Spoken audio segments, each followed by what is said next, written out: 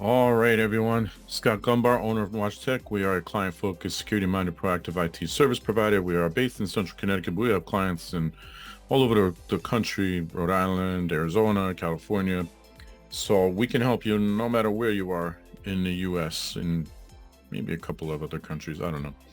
But anyway, last week we talked about a few phishing emails. It's on the YouTube channel.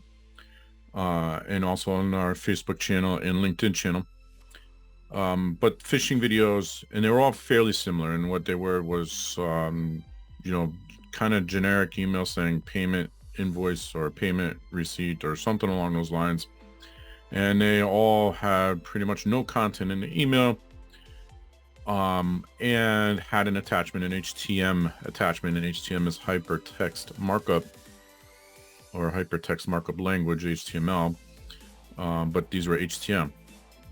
And we're going to understand that in a moment. So the average person might see this and click on it thinking it's an invoice or some sort. And so I'm going to explain how that works. We're going to explain it in this video today. So I didn't really explain it last week. I didn't open any of the attachments because I didn't take the time to open it up in a sandbox. I did this week. This video, I opened it up in a sandbox and to show you how that works, how it looks when you get these emails and why it might actually work. So phishing scenario explained, and this is the fake invoice, fake payment receipt email that you're probably getting. They seem to be on the rise, probably getting a number of them at this point. And so I did blank out these light gray boxes. These are the client's information. I don't know if they want to be identified in these videos, so I did not include that video information or that identifiable information within these emails. So you could see it says payment confirmation, and then it has the company's name, and then on June 26, 2023. So I'm recording this on June 27, 2023, and they are getting this email yesterday. They forwarded it to me today to review. You could see the actual email itself had no content except, again, that generic disclaimer that everybody has in their email now. And the client said, this is the second one I got. Is this spam? In a sense, yes. In a sense, it is a phishing attack. It is definitely a phishing attack. Again, I opened it up in a sandbox. I would not recommend this opening up.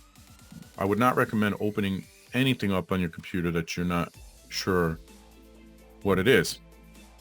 And I'm going to see, you see this red bar here? I have it in red. You know, some people have other colors. And then it has this email originated from outside the organization. This is one thing you can do to protect yourself. So yes, if you're using Microsoft 365, which I am, or Google Workspace, or any reputable email service provider, they will catch a good number of these emails and filter them out. They won't get them all. They never will. No matter what you do, you set your spam filters too high, you won't get any emails. But so generic stuff, payment confirmation for the company name, and then yesterday's date, and then there's this attachment, ACH receipts.htm. And you can see, so on this computer, the sandbox that I used, it defaulted to Chrome, which that's what should open an HTML document, either Chrome or Edge or something like that. What happens is a lot of people have Chrome or Edge as their default PDF reader too. So they might think this is a PDF document. Now, PDF documents are also not safe to open if you don't know what they are. If you're not expecting it, don't click on it, don't download it, don't open it. So then what happens now is I clicked on it and downloaded it because, again, sandbox environment. Worst that can happen is I got to rebuild the sandbox. And it downloaded to my downloads folder, and I opened it, and it is asking me to log in to my, or to the client's, I should say, to the client's Microsoft account. And that's where they get you. That's how they steal your credentials. And they may do some other nefarious things as well, but at the very minimum, they will steal your credentials. They even included the company's branding here, their logo, their branding, their colors, everything, and the person's name. And so that should have been, if you do open it, not everybody has the company branding set up on their Microsoft 365 account, and including this client, they do not. So that's a red flag. You might miss it. You might think maybe Microsoft just pulled that information from somewhere. Any number of ways that you might miss it, and probably would miss it. You probably overlook it because it seems very insignificant when you're not thinking. So now the email's already there because clearly they've sent you an email, so they have your email address, and then you enter your password, and now they have your credentials. Now this is why multiple factor authentication is critical.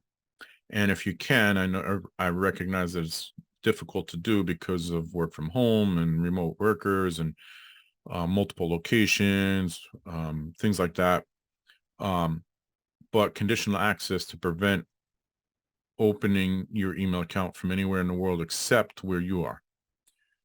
Not foolproof, but definitely decreases the possibility of your account being compromised remotely from another part of the world. So what can we do to prevent this? Oh, let me show you where the domain, I'll show you the domain that was used to compromise it and why it might be a problem, and how you can recognize that it might be a problem. So let's let me pause this video for a moment. All right, so what I wanted to share was the domain that was used to send this email, and it was goldenwingscompany.com. You can see they have no website. So these are the things I check if I want to be sure. Now, I did ask the client, had they received, is this a company they work with? And they said, no, they do not recognize the company. So red flag number one. Red flag number two, they do not have a website attached to this. Typically, you may have a different domain for your email than you do for your website. And that's exactly what we do at Nwaj Tech. We have different email domain than we do from our website domain. But the email domain still forwards to the website domain. So in other words, if I typed in goldenwingscompany.com, it should go to another website to show people what the company is. Why waste the domain? You're sending emails from it, people are going to check. So that's a red flag. That's red flag number two. Now, I looked up some information about the domain. This is not a red flag. They're using Microsoft Office. So I did an MX search on MX Toolbox, and you can see that they're using mail.protection.outlook.com, which is Microsoft 365 or Microsoft 365 reseller. Here it says that the email service provider is Microsoft Office. So there's nothing wrong with that. That's fine. It says here, no DMARC record found. I'm going to show you that in a second.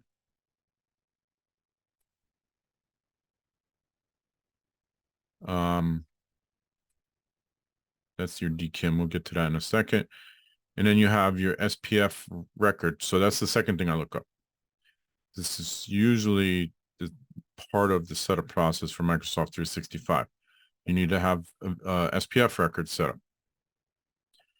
And this is for email verification. This is for domain verification. So this shows that you are the owner of the domain. You can't just register a domain and use it for Microsoft email. And Google does this too. And most email providers do this. Then there's the DMARC. And as I mentioned, no DMARC found. And you could do all these searches here, by the way. So these are all the different searches. This is all mxtoolbox.com. No DMARC record found. So what that means is they are not set up to allow the different email providers to verify that the email is authentic. Is essentially, I'm trying to put this in layman's terms, try and verify that the email is authentic. It's not set up. So that's red flag number three.